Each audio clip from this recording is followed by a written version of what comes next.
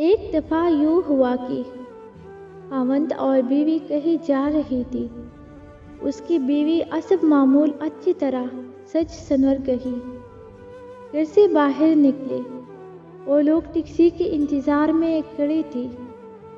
اتنی میں ٹیکسی وہ لوگ اس میں بیٹھ گئی۔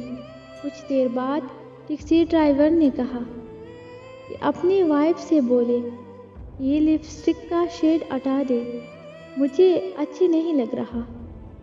یہ سننے کی دیر تھی، شوہر نے غصے سے اس کی گریبان پکڑ لیا اور یہ بولا کہ تیری ہمت کیسی ہوئی جو تو نے یہ بات کی؟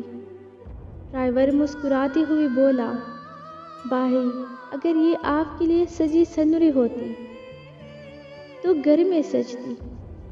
یہ تو راستے کے لیے تیار ہوئی ہے، اور راستے کی ہر چیز پر تنقید اور پسندیدگی کا اختیار ہر شخص کو ہے۔ مرد کا غصہ جاگ کی طرح بیٹھ گیا اور اس نے اپنی بیوی کو رومال نکال کر دیا۔ اس نے اپنی بیوی سے کہا، اپنا میک اپ صاف کر لو۔ شاید اس بات میں حقیقت نہ ہو، من گھڑت ہی واقعہ ہو، مگر ایک سچائی ضرور ہے۔ عورت واقعی اپنے شوہر کے لیے کم اور لوگوں کے لیے زیادہ تیار ہوتی ہے۔